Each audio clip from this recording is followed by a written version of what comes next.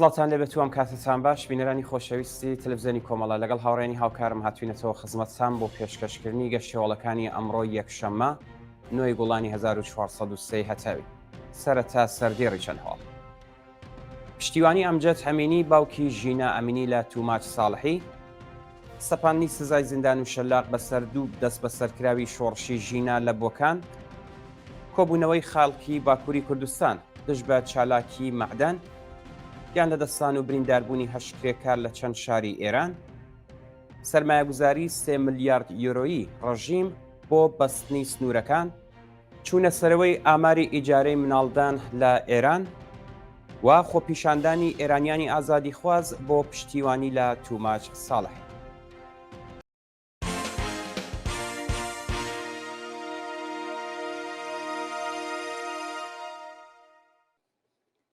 درێژەی هەواڵەکان. پشتیوانی ئەمجد ئەمینی باوکی ژینە ئەمینی لە توماچ ساڵحی. ڕۆژی شەممە هەشتی گوڵان ئەمجد ئەمینی باوکی نەمەر ژینە ئەمینی لە پەیامێکدا گێڕای حمایەت لە توماچ ساڵحی ڕایگەاند. توماچ لە سێدارە مەدەن، خەڵکی ئێران و جیهان هێشتا مەرگی مەحساکانیان لەبیر نەکردووە. ئەمجد ئەمینی لە پەیامەکەی داوتی بڵاوبوونەوەی هەواڵی سەپاندنی سزای ئێعدام بەسەر توماچ ساڵحی دڵی هەموو خەڵکی ئێرانی لەرزاند. توماچ گەنجێکی خۆشەویستی جەماوەرە و گەلێک پشتیوانی لێ دەکا و لە دڵی گەورە و بچووکدایە. توماچ لە سێدارە مەدەن و برینەکان مەکولێنەوە. گەلانی ئێران و جیهان هێشتا مەرگی مەحسا و مەحساکانیان لەبیر نەکردووە. دەست بە سەرکردنی دوو هاوڵاتی بیرمەند لە شاری سەقز. لە ڕۆژانی ڕابردوودا دوو هاوڵاتی بیرمەندی خەڵکی سەقز بە ناوەکانی داوت وەیسی و ئەمیر فیروزی لەلایەن ئیدارەی ئیتلاعاتیە و شارەوە دەست بەسەر کراون. بە پێی زانیاریەکان هێزانامەتیەکانی سەقز ڕۆژی سێشەممە 4 گوڵان هێرشیان کردوتە سەر ماڵی ئەو دوو هاوڵاتیە و هەردووکیان دەست بەسەر کردووە.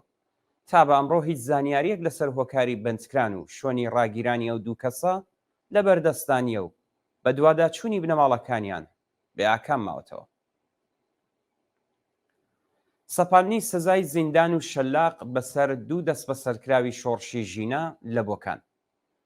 دیار بەختیاری سەرا و مەتین سیاهی لە دەست بە سەرکراوانی شۆڕشی ژینە لە شاری بۆکان لەلایەن لەقی 101 دادگای ئینقلابی ئەو شارە بە زیندانی تەعزیری و 6 زەربە شەلاق مەحکوم کراون.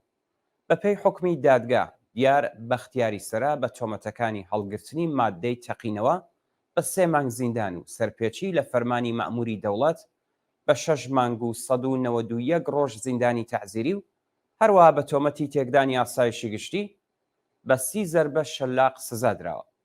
لەلایەکی دیکەوە مەتین سیاهی بە هەمان تۆمەت بە 9 مانگ و 191 ڕۆژ زیندان و 30 زەربە شەلاق مەحکوم کراوە. کۆبوونەوەی خەڵکی باکووری کوردستان دژ بە چالاکی مەعدەن. ڕۆژی شەممە هەشتی گوڵان دانیشتوانی ناڕازی لە ئوستانی حەکاری بۆ 5مین ڕۆژی بەردەوام دژ بە چالاکیەکانی مەعدەن لەو ناوچەیە کۆبوونەوە و خوازیاری بڕینی دەستی دەوڵەت لە زەویەکانیان بوون. لە ساڵی 2007ەوە چالاکی شرکەتە مەعدەنیەکان لە گوندی مارۆنیس لە جوڵەمێرک دەستی پێکردووە. لەو ماوەیەدا سەدان هێکتار جەنگەڵ و ڕەز و باخی دانیشتوانی ناوچەکە لە ناوچووە و زیانێکی زۆر بەرژینگە کەوتووە. خەڵکی ناوچەکە چەندین جار لە ئاست کاولکاریەکانی دەوڵەت ناڕزایەتیان دەربڕیوە و داوایان کردووە زیانەکانیان قەرەبوو بکرێتەوە و جەنگەڵەکان سەر لە نوێژن بکرێت. کۆبوونەوەی کرێکارانی کانگای بەردی خەڵوز لە کرمان. کرێکارانی شاغڵ لە مەعدنەکانی بەردی خەڵوزی کرمان ڕۆژی شەممە هەشتی گوڵان لە ئاسنەدانی داخوازیەکانیان ناڕزایەتیان دەربڕی. بە پێی زانیاریەکان کرێکارانی شاغڵ لە مەعدنەکانی بەردی خەڵوزی کرمان لە ئاسپەرسەندنی خصوصی سازی ناڕازین و دەڵێن ئەمنیەتی پیشەییان نەماوە، خاوەنکار یاسای کار لە بەرچاو ناگرێت و حەقدەستەکانیان زۆر کەمە و لە کاتی خۆیدا پەرداخ ناکرێت. هەروەها بەڕێوەبەرانی شرکەت لە دابینکردنی بیمەی دەرمانی و ئیمکاناتی ڕفاهی خۆ دەبوێرن. بانکێشتی 3 چالاکی سنفی معلمانی خوزستان بۆ دادگای ئەهواز. 3 چالاکی سنفی فەرەنگیانی خوزستان بە ناوەکانی پیرۆز نامی، سیامەک چێرازی و عەلی کروشاتی لەلایەن لەقی سێنزدەی دادگای ئینقلابی ئەهوازەوە بانکێش کراون. بە پێی راپۆرتی شۆڕای سنفی فەرەنگیانی ئێران، ئەو سێ چالاکە سنفیە لە ساڵی 1400ەوە چەندین جار بۆ دادگای گشتی و ئینقلابی ئاهواز بانکێشت و لەلایەن ئیسلاحاتی سوپای پاسەڕانەوە پەروەندە سازیان بۆ کراوە. هەروەها و ناوەندە ئەمنیەتیە دەستی بەسەر کۆمەڵێک لە کەلوپەلە شەخسیەکانی ئەو سێ معلیمە گرتووە و نایداتەوە. گیان لە دەستان و برینداربوونی هەشت کرێکار لە چەند شاری ئێران. بەهۆی نەبوونی مەنیشۆنی کار، هەشت کرێکار لە شارەکانی گۆرگان، شیراز، تاران و پەردیس تووشی ڕووداوی کاربوون و سێ کرێکار گیانیان لەدەستا و 5 کەسی دیکە بریندار بوون. بە پێی راپۆرتی ناوەندەکانی مافی مرۆڤ، کرێکارێکی شارەداری گۆرگان بە ناوی ڕەزا خەمەر لە کاتی کارکردن لە کەمەربەندی ئەو شارە بەهۆی ڕووداوی هاتوچۆ گیانی لەدەستاوە. لە شاری شیراز سێ کرێکار لە کاتی دانانی لولەی ئاو لە یەکێک لە مەیدانەکانی شار تووشی ڕووداوی کاربوون و بەو هۆیەوە دوو کرێکار بەهۆی ڕووخانی دیوار گیانیان لەدەستا و کرێکارێک بریندار بوو. لە شاری پەردیس کرێکارێک لە کاتی کارکردن لە نێو ئاسانسۆڕێک لە بەرزایی بەر بۆ خوارێ و بە سەختی بریندار بوو. هەروەها لە کارگەی مۆبلسازی شەمسابادی تاران سێ کرێکار بەهۆی ئاگرکەوتنەوە بریندار و ڕەوانەی ئۆرژانس کراون.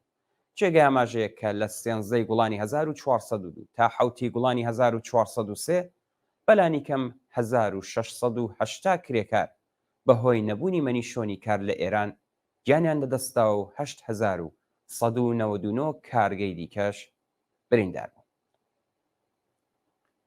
بێکارکردنی 50 کرێکار لە کارخانەی شەمعنووری قەزوین.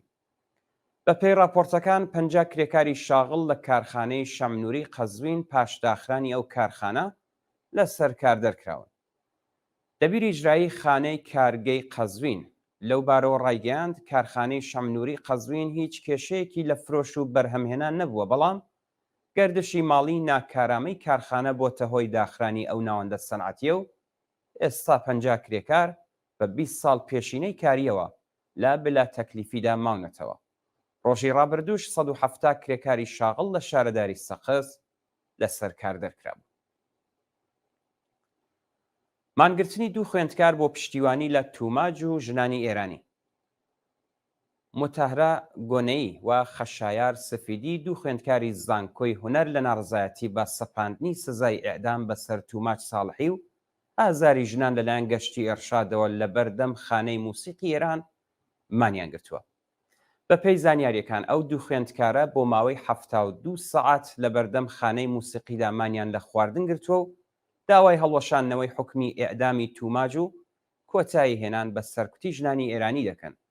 لە هەواڵێکی دیکەدا خوێندکارانی زانکۆی بەهەشتی لە بەیاننامەیەکدا پشتیوانی خۆیان لە ژنانی ئێرانی و توماج ساڵحی ڕاگەیاند و هۆشداریاندا دەوڵەت کە ئەگەر کۆتایی بە سەرکوتگەریەکانی نەهێنێت ئەوە بەهێزتر لە هەمیشە ئەگەڕێنەوە سەر شەقە. سەرمایەگوزاری 3 ملیارد یۆرۆیی ڕژیم بۆ بەستنی سنوورەکان. مەجید میر ئەحمەدی جێگری ئەمنیەتی وەزیری کشوەر ڕۆژی شەممە 8 گوڵان ڕایگەیاند بە مەبەستی پاراستنی ئەمنیەتی وڵات و ڕێگری لە قاچاغی مرۆڤ و چەک بەرنامەی داخستنی سنوورەکان دەستی پێکردووە. بە ئوتەیە و بەرپرسەی ڕژیم ئیبراهیم ڕەیسی سەرۆک کۆماری جەنایەتکاری کۆماری ئیسلامی فەرمانی داوە کە تا 5 ساڵی داهاتوو 3 ملیارد یۆرۆ بە هێزە چەکدارەکان بدرێت تاکو بتوانن سنوورەکان بە فەنس، دیوار و ئامێری زیرەک بپارێزن. چوونەسەرەوەی ئاماری ئیجارەی مناڵدان لە ئێران. بە پێی ئاماری ناوەندە پەیوەندیدارەکانی نێوخۆ ڕێژەی بەکرێدانی مناڵدان لە نێو کچانی لە دایکبووی دەیەکانی 87 هەتاوی زیادی کردووە و زۆرترین نرخ 900 ملیۆن تمەنە. لەگەڵ پەرەسەندنی هەژاری لە کۆمەڵگا ئاماری ئیجارەی مناڵدان لە نێو کچانی لاوی دەیەکانی 87 هەتاوی زیادی کردووە و نرخەکەی لە 400 ملیۆن تمەنەوە دەست پێ دەکات و تا 900 ملیۆن تمەن معاملە دەکرێت. ئەوانەی مناڵدانیان بەکرێ ئەدەن لە بنەماڵە هەژارەکانی کۆمەلگان و ئەگەر جوان و تەندروست بن نرخەکە دەڕواتە سەرەوە. لە حاڵێکدا ژنانی سەرمایەدار نایانەوێت بەهۆی حامیلەبوون جوانی لە شوور ڕوومەتیان لە نێو بچێت، گیانی کچانی لاو بەو حاڵەتەوە دەخەنە مەترسیەوە. خۆپیشاندانی ئێرانیانی ئازادیخواز بۆ پشتیوانی لە توماچ ساڵحی. ڕۆژی شەممە هەشتی گوڵان ئێرانیانی ئازادیخواز لە وڵاتەکانی ئالمان، ئۆتریش، هۆلەند، دانمارک، سوئێد، کانەدا، بریتانیا و ئامریکا دژبە کۆماری ئیسلامی خۆپیشاندانیان کردو بە وتنەوەی دروشت پشتیوانی خۆیان لە توماچ ساڵحی و هەموو بەندکراوانی سیاسی ڕاگەاند. بەپێی ئەو ڤیدیوانەی لە تۆڕە کۆمەڵایەتیەکان بڵاوکراوەتەوە، ئێرانیان بە بەدەستەوەگرتنی وێنەی توماج و بەندکراوانی دیکەی مەحکوم بە ئیعدام داوایان لە کۆمەڵگای جیهانی کردووە گوشارەکانی بۆ سەر کۆماری ئیسلامی بە مەبەستی ڕاگررتنی سزای ئیعدام زیاد بکات. لەلایەکی دیکەوە ڕێکخراوی لێبوردنی نەتەوەیە گرتووەکان، کۆمیساریای باڵای مافی مرۆڤ، کومیتەی ئاشکراکردنی ڕاستیەکان و 61 پارێزەری کانونی پارێزەرانی ئێران سەپاندنی سزای ئیعدام بەسەر توماج و گەڕانەوەی گەشتی ئەرشاد بۆ سەر شقامەکانیان بە توندی شەرمەزار کرد و خوازیاری کۆتایی هێنان بە پرۆسەی سەرکوت، هەڵوەشاندنەوەی سزای ئیعدام و ئازادی هەموو بەندکراوانی سیاسی. دواهەواڵمان سەبارەتە بە ڕێپێوانی لایەنگرانی فەلەستین لە چەند وڵاتی جیهان. ڕۆژی شەممە هەشتی گوڵان هاوکات لەگەڵ مانگرتنی خوێندکاران لە ئەمریکا و چەند وڵاتی ئەوروپایی، خەڵکی ئازادیخواز لە چەند وڵاتی جیهان بۆ پشتیوانی لە خوێندکاران و خەڵکی فەلەستین ڕژانە سەر شەقام و خۆپیشاندانیان کرد.